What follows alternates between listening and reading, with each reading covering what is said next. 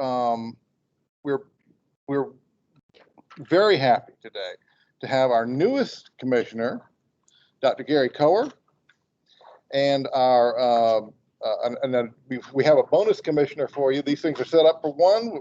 Sometimes when they're in town, we're able to have two. So you have two commissioners here today. The second one is Commissioner Robin Blackwood. She represents the 4th Congressional District, and that is up in Greenville. That's Greenville, Spartanburg, and a little piece of Union, I think. Yeah, not much. Not much. You might have one traffic light in Union, I think. So, yeah, so, and Dr. Coer is is hosting this forum. He's in the 2nd Congressional District, which is here, mainly Columbia, Richland County, a little bit of Aiken, a little bit of some other parts, but mainly the Columbia area. And so we are pleased to have them here, and want to thank y'all for everybody coming. We have a number of folks from DDSN here, including our interim state director, Constance Holloway. She is here, and a number of DDSN staff. I also want to thank Lloyd Warren for having us here, and on short notice, providing us with a facility and just rolled out the red carpet for us. And as always, the Babcock Center does things in a first-class manner. So I want to thank him for that. And I know we have some folks that need to get to work and things like that. So we will get started right away. And we're going to start with Dr. Coer. He is going to get some opening remarks.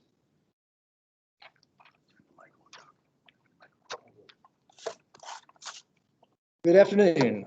I am Gary Coer, and I'm serving as the Commissioner for the 2nd Congressional District. As you just heard, I am very new. As they say in Texas, I'm all hat and no cattle. However, with the help of the excellent staff and educated co-commissioners, I'm quickly mastering all the acronyms.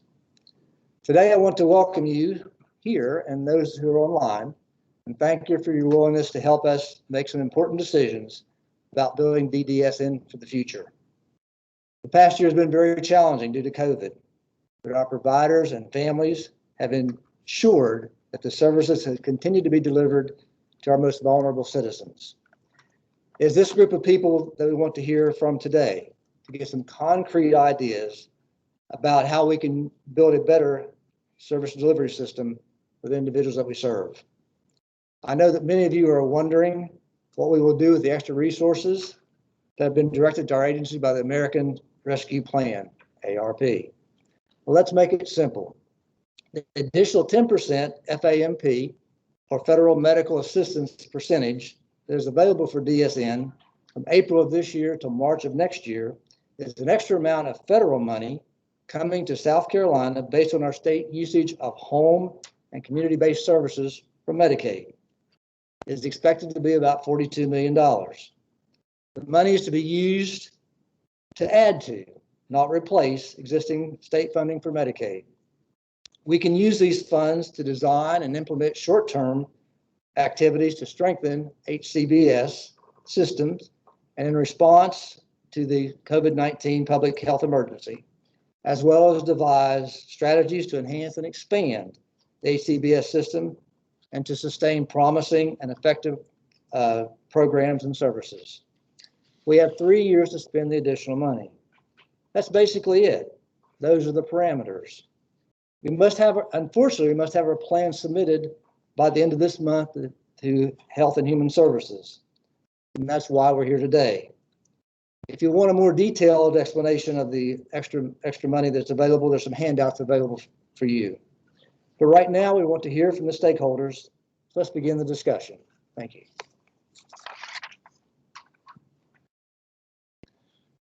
Thank you, Dr. Coer. We appreciate that. Right now, we would like to I'll set some ground rules. We're asking for 5 minutes of public comments, and what we're going to do is have you come up to the podium and speak. That way, that our online folks, the folks that are joining remotely, can hear you. We'll also take some comments online in the chat box, and we will try to get those out as soon as the public speaking, the speakers that are here in person are done. So we will start first with a parent from here in Columbia, Chris Fallon.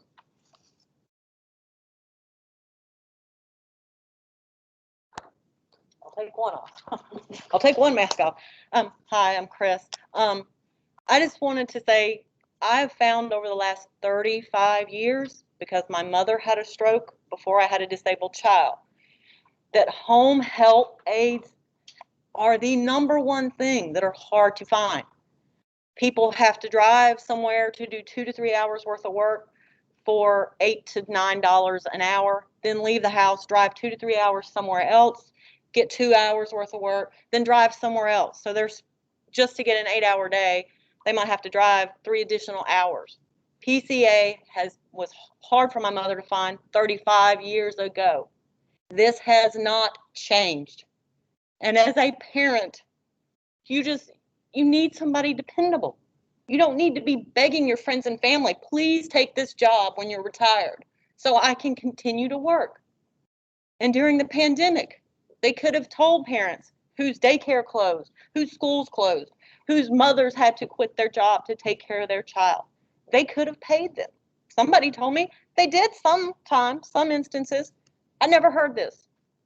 And running a group of locally for Lexington of parents of special needs kids, we have over 700 members. This is a constant theme. Does anybody know anyone willing to take a few hours a week? This is the hardest thing to find. And that's my main one. So I would really like to see either a bonus if they work 6 months or a couple extra dollars in pay to get these people in the door and keep them. That is the hardest thing. Thank you.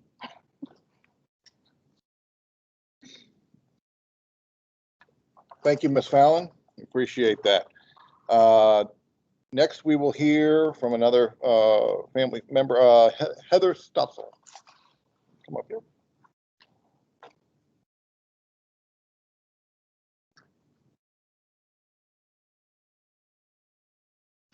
Hi, I'm Heather Stetzel. I have a 4-year-old with special needs.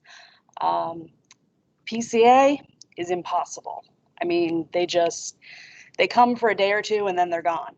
So finding a way to make that easier would be wonderful. I don't know if it'd be possible to maybe pair with a local college or university, people in master's programs who need any kind of hours or practical experience, that they could come in. The other issue sometimes with PCAs, they come and they know absolutely nothing about children with special needs. They just send you somebody who it could be their first day. And we've had people come and not even last the whole couple hours because they didn't know what to do. So finding ways to keep people, but maybe also finding new avenues to get people who know what they're doing. Because certain kids, you can't just put someone in who doesn't have any training. And it's not going to work. But I know a lot of ABA people need hours to work towards certifications. And doing things like that would help them get their certifications faster to have more services out there, because I know the waiting lists to get ABA therapy are incredibly long. There's only a couple of ABA companies in the area. So that's pretty much it.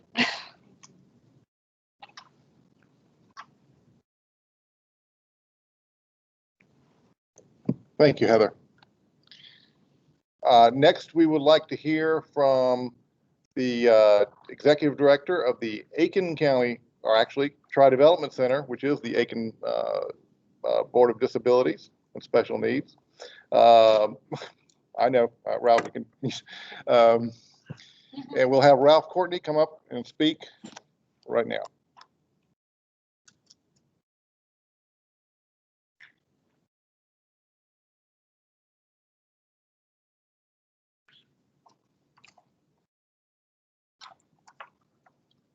I appreciate the opportunity to speak to you today. I think these types of sessions are very important, and I hope they will be the type of approach that the department uses in the future. As we have all this money to spend, I mean, this really is an opportunity, and I have tried to take advantage of it, as you will soon see. Statewide, not only in home services, which is definitely true, but also in residential services and day services, we're having formidable recruitment and retention issues. It's tremendous. We have like 40-something vacancies right now at TriDevelopment Center. And my suggestion is that using general guidelines leaves some flexibility to providers, but require that they show how money allocated from this increased FMAP is spent. But there's a lot of things that could be done. Use staff hazard or hero bonuses to those staff who hung in there through the COVID crisis, which we're also still in. Allocate funds for vaccination incentives to be paid to those staff who have been vaccinated, similar to what was done with the employees of DDSN. We need sign-on bonuses awarded after employees have worked 6 months. I don't care if it's at home services, day services, or residential. We need something to keep them there a little longer and hopefully get hooked.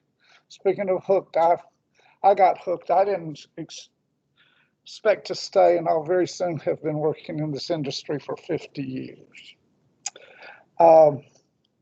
Address the need of many families for respite workers and other in-home services so that they can get sign-on bonuses if they stay for a certain number of hours delivered.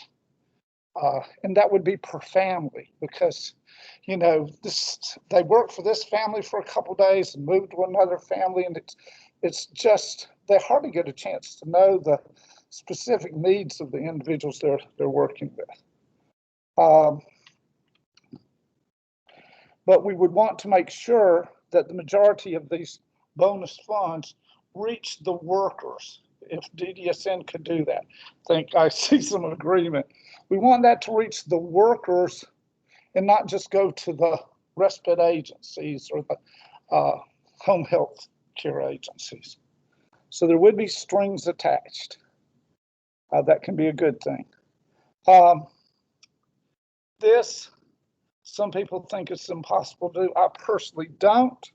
But DSS background checks that we're required to have to show that our staff or people we're considering for staff do not have a history of abuse or neglect.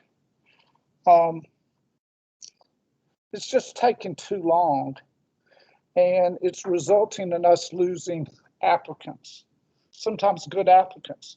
Right now, if it takes 2 weeks, in those 2 weeks, if you really want a job, and you've applied with us and you've applied with McDonald's, you can make the same pay or more, and they'll take you in the door almost the next day. After 2 weeks, they've already started another job. So we're losing a lot of people that are more than willing to come in the door. If DDSN could cost share or somehow provide that funding for a position at DDSN that would get these people through faster, that would be greatly appreciated, and I think would improve the quality of our system. The next one we may not be able to do with these funds, but I'm going to throw it out anyway. Thrown it out before. The rates are not sufficient for DDSN's services within ICF's ID and day services. That's intermediate care facilities for individuals with intellectual disabilities. And when I talk about rates, that's ongoing, I realize that.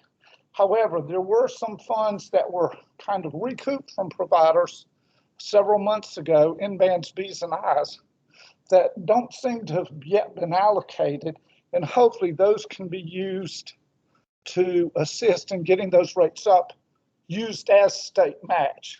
So I think there's some other funds available that I want to take this opportunity to to see what we could do about fixing those situations. That would be with the purpose of covering existing costs, permitting these facilities to serve individuals with considerable medical needs and major challenging behaviors. Some people aren't serving them now because they just don't think they've got the staffing ratios or the right staff to be able to deal with people on the critical waiting list, and their families are finding it extremely difficult to survive without that extra assistance.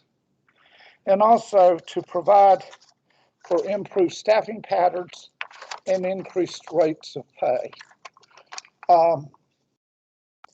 The third area is to use increased FMAP to address capital and other needs of that sort. I think that's very important. A lot of these, you can't say they're one-time expenses when you talk about roofs. I wish a roof was a one-time expense, but it's not. But renovation of bathrooms, kitchens, things that, you know, you can spend a lot of money on, and this kind of thing that some of us have maybe put off, hoping that something like this would come along, I guess. But replacing air conditioning systems. The legacy facilities, most of the commissioners have heard about some of the condition of things that have been put off, deferred maintenance. And those are owned by DDSN. Let's try to spend some money to bring those up. Then maybe the providers wouldn't have so much heartburn about the possibility of taking them over, which the legislature has certainly been pushing. Some other things would be like air filtration systems for homes and ionization devices for vehicle air control systems, emergency generators, equipment necessary for telehealth, which ranges between, I understand, $1,200 and $1,500 per home or facility, automatic door openers for bathrooms and bedrooms, allowing for more independence of the people living within the homes. And then some of the funds should definitely go to assist waiver participants in being able to remain in the homes of their families by providing them with increased technology and home modifications to accommodate their physical and functional limitations. And then, very important, is increased funding to assist providers with reopening efforts and day program. According to CMS, such retention payments can be made for 3 months out of this pot of money. And it can go back to January, which our attendance was much worse back in January than it is today. So I would recommend that it be used for the months of January, February, and March. And then there was another 3 months that could have been used out of the earlier, what was it, 6.4% FMAP. That wasn't done. Maybe it could still be done, I don't know. Then some other things are like training videos. You know, let's get staff, you know, it's a time when we can buy all kinds of training videos or subscribe to things online, that kind of thing. That's things that it's not an ongoing cost, but it's something that we can use on an ongoing basis.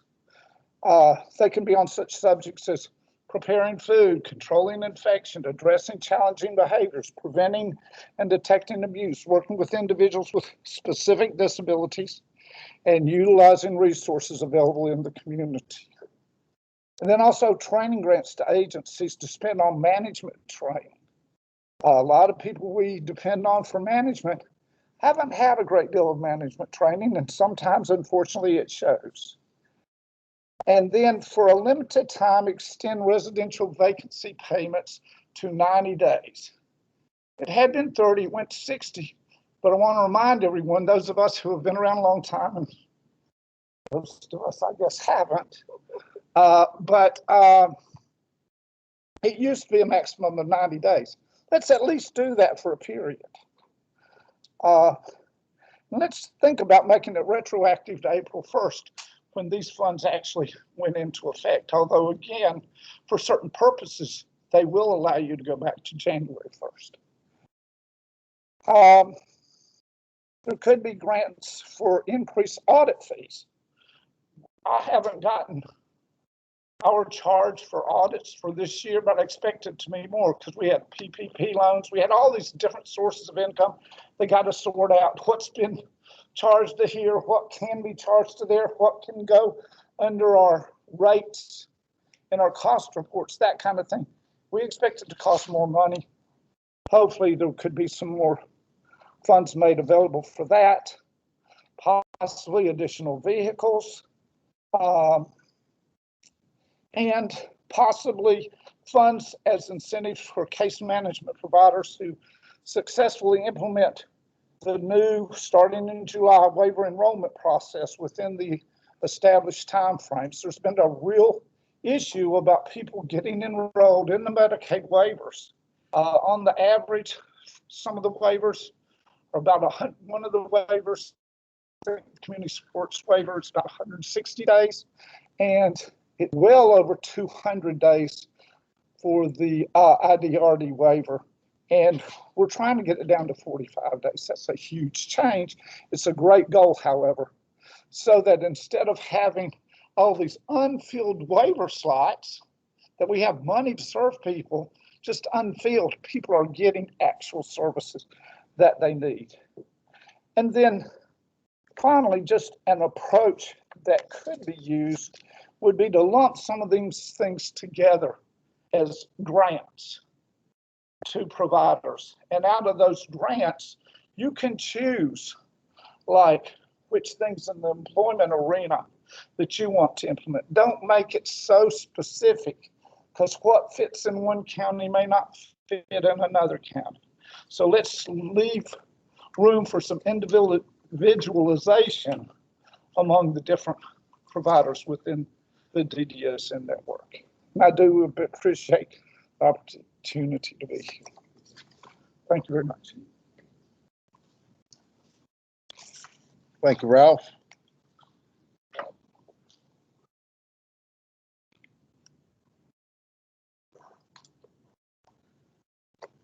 We have a few comments here, and we will deal with those when we get to the next after the next speaker. We got a guy that we pulled off a vacation, believe it or not. should be off today, but here he is to enlighten us, and we appreciate his willingness to be here. So here's Thoyd Warren of Babcock Center.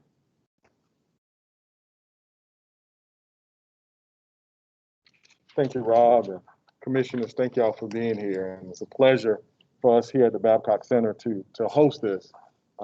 We're a large part of this community and of the state, and we're always willing to do what we can and open our doors. And so, thank y'all for being here. I can pretty much say ditto to a lot what Ralph said and the families already. Anything, it was Chris and Heather. Anything that we can do to help. You know, we see that a lot as far as PCAs. And I was sitting there thinking about one of my mentors always said, you got to have people to take care of people. And so we've got to continue to find people. We've got to recruit. We're about 100 staff less this year than we were last year this time. And so it's tough when we have such a big program that we have here at the Babcock Center also. We're trying to do some recruitment. We're doing, some of you might have seen billboards around town, and we're on the radio. And so we're spending thousands of dollars trying to recruit and to retain staff. And so throughout that, we've got to make sure that we're still giving good supports, that we're keeping people safe, and that we are tending to those health and those medical needs, as well as the main thing is we want people to feel good about the supports they have, feel good about themselves, the places that they want to go, and the things that they want to do. And so we're doing that. One of my major things was going to be what Ralph ended with was there's a lot of different needs out there. You know, I've been at a small board, a medium board, and here at a large board, and we have some things in common, but every community is different, and every board is different and has different things. So by doing the grants and incorporating all of those things from staff recruitment, retention, bonuses, the in-home supports, the training, I think it'll be great to do it as grants that way. And it's kind of a catch-all for all of those things to happen. One of the issues a lot that we're having here too is just having ADA accessible homes, trying to meet those needs of those individuals. Our average age here at the Babcock Center is probably, for the people who we support, it's around 58. And so we've got someone that's 95, and then we've got some people that are in their late 20s. So we've got a wide range and spectrum of people we support. And so in order to do that, we've got to have the right facilities. And of course, over the last year, we've had to move a lot of people around. We've had to merge some houses together. We've had to buy so much PPE and all of those things that everybody else had to do. So I think these funds are those funds that can help recover from all of those issues that have happened over the last year, to help with the day programs. There was some clawback money that came from the day programs. But also, I think one thing, and I know a lot of the families at the Babcock Center, especially our residential people, some of them are still at home and they want to know when they can come back. And so, but we've got to have people. We're trying to recruit staff, and so we can't bring some of those people back in yet because we just don't have them to do. But space is another issue. When you're doing the social distancing in the day program, you got to be careful. You got to add more vehicles because you can't load 15 people, 12 people on a van like you used to do. You can't put a bunch of people around tables like you used to do. Everybody's got to have their own table, so that shorts it up. And so all those things cost. All that's money. And so not to go on and on and on, but so many of the things Ralph said, I think we could address as we take this money and use it for grants and give it back out to the community, and really try to do what we can to help not just the people who live with us or come to our day programs, but also the folks that are home in the community. We even with the vaccinations, and I end on this, there were a lot of individuals who came to our workshops whose family couldn't get them, to a vaccination site. And so we went and we picked those folks up and we took them out to get their shots because we wanted to make sure that if it was available and they wanted it, that we got it to them. That was a cost to us, but at the end of the day, it was money well spent that we thought. So again, thank y'all for being here. Anything we can do for you at the Babcock Center Commissioners, we want to thank y'all, especially the families, for being here also.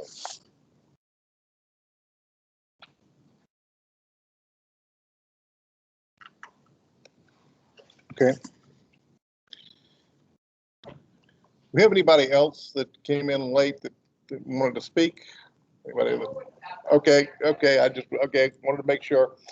I think we've heard from our speakers who are here with us, and I'm going to go over and paraphrase a few comments that have come in on the chat. Somebody who works in one of our one of the homes said that they need new beds, new furniture, capital needs for the houses, bonuses for people who worked during COVID, and better training. A mother of an 18-year-old with autism has said that you'd like to have more workforce development, more training for community staff, and for staff in the community.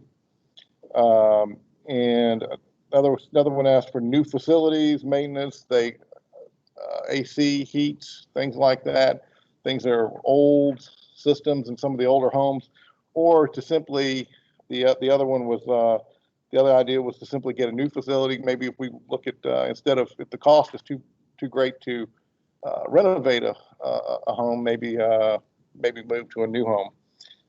That was suggested. And the last one asked for additional respite options for folks, and then also for folks that are on the critical list, funding that to move people out of hospitals who are on the critical needs list, to get them more quickly moved into the community, to community placements. So those are some things that came in on the chat, and I will now ask our commissioners if they have any comments or questions for any of the speakers.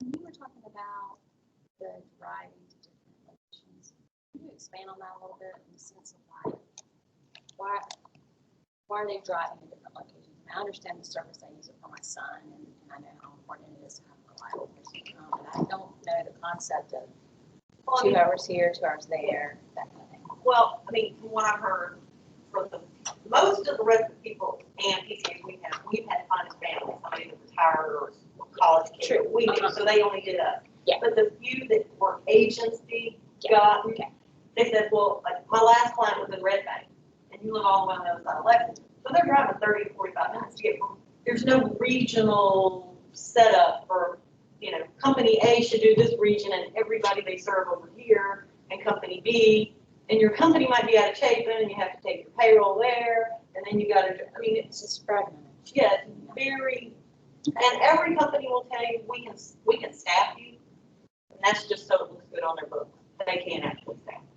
And I'm sure you can agree with that. Thank you for that. Just wanted some clarity on that.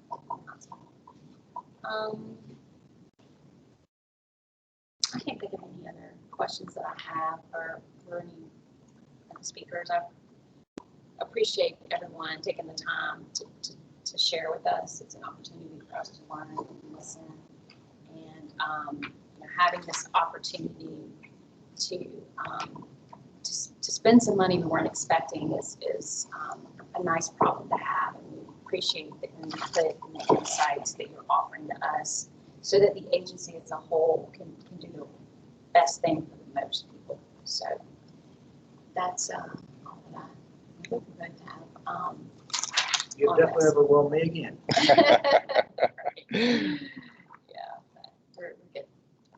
May I ask one other question? Before the pandemic, the Charleston newspaper, News and Courier, or whatever, had done a report, and it said it was through like the South Carolina State House. There was a commission for disabilities, some kind of board. It had 4 vacancies that were never assigned. Do you know if that's still the case? And if so, why have they not been filled? So my understanding, of course, our commission is 7 members, 7 districts. We're appointed by the governor, and we have to be approved by the Senate. And every county board also has to have a board of directors, or sometimes they may be called commissioners for their boards, but I think they're more board members. They also have to have some level of appointment, approval, and I think there's like over 1,000 commissions in our entire state of all different agencies, and they all have to flow through some legislative body, whether it's the governor or the Senate or even the county council. I know I'm in Greenville, so Thrive Upstate board members for their board of directors has to be approved and voted on by the county of Greenville. So there's a lot of ways, a lot of reasons why boards aren't full and why there are vacancies that really sometimes have nothing to do with the particular board. They're waiting on government to do their appointing, approving, all those things, and that just, as you can imagine, takes a lot of time. So I think that maybe is why there was a vacancy. I don't know the specific place you're talking about or the specific stories, but that's just something I've learned being part of this commission and understanding the board structure and how a lot of it is due to people that we put into office. So we just need to be active in that area and knowing who we vote for and who we want to oversee your boards, because that's ultimately the point and approve. So just would that be a good way to describe that is a good way to describe it, and she's absolutely right. There are layers of government, and the layers sometimes are huge. And they're fragmented. Yes, yes. Yes, and they Absolutely, Our absolutely. And commission versus another commission in the state. That is right, It's very confusing at times. it does. Trying to figure it out. It does. It does. Which is unfortunate. It does. It does. That is certainly a, you know, and this is federal money, so Right. it has to go through the state, and we have to make sure that we're keeping up with all of the federal strings that wind up attached to the money. So that's part of it as well. And on that note, somebody in the chat asked, when will the decisions be made for this? And I think I can answer that we're having these meetings very quickly, because our Health and Human Services has asked for us to have some decision made by, you know, by July, by the end of the month. So that is why these listening sessions have been scheduled so quickly together, because the commission has to make a decision about a recommendation to HHS fairly soon. And after that, we don't know. But well, it belongs to somebody. That decision belongs to somebody else after they make their decision. That belongs to somebody else. So, well, we have 3 years to spend the money, so it's one of those things, and you know, hopefully it'll happen quickly.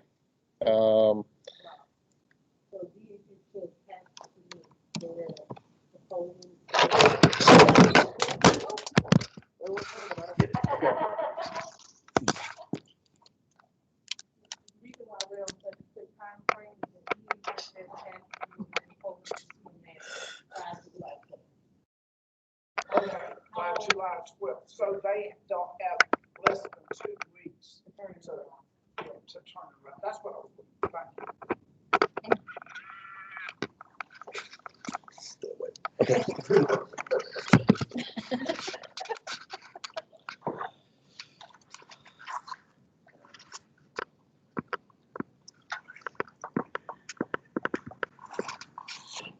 The award for clumsiness goes to me.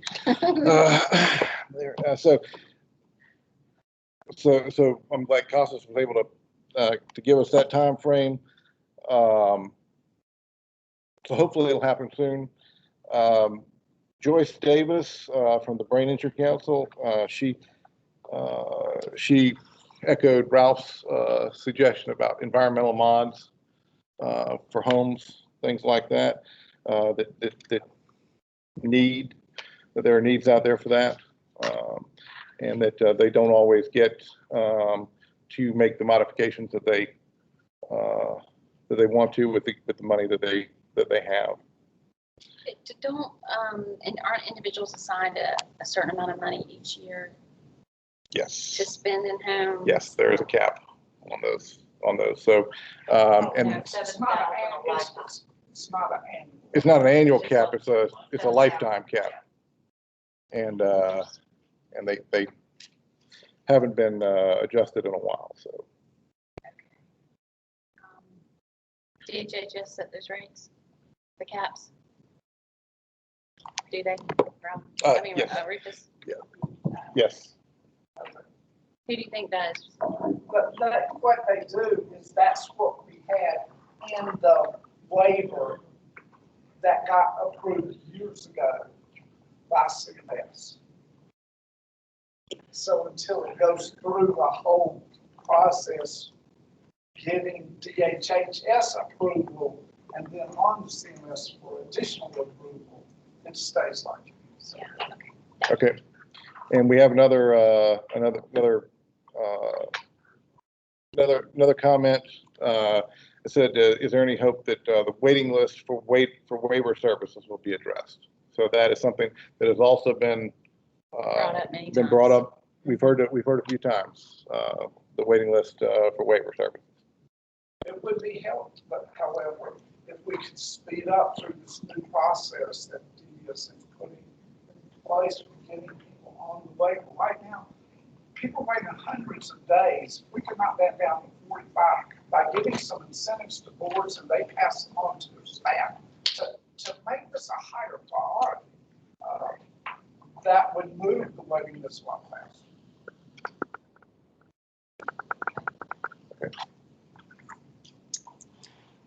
All right, I think that's all we have for the comments. And we certainly want to thank you for coming. This is, I guess, 2:43. That's about what the other sessions have been running. So I want to thank you guys for your input. We had a lot more family input at this one than we've had at the previous ones, and both in person and in the chat. And we certainly want to thank you for that. This has been, I think, educational, hopefully, for our commissioners, and we want to thank everybody all our stakeholders have been involved in this process and are helping us to do this. Somebody asked if they could get a copy of the handouts. Absolutely. If you want to, you can email me. You don't have to stop by the office. Somebody wanted to stop by the office. You don't have to do that. My email address is robert.mcburney, and that is McBurney, robert.mcburney@ddsn.sc.gov. So, and if you call DDSN and ask the front desk, they can give it to you if you didn't get it there. But it's robert.mcburney@ddsn.sc.gov. And so if you need a copy of the handouts, I can certainly get them to you. No need to stop by the office.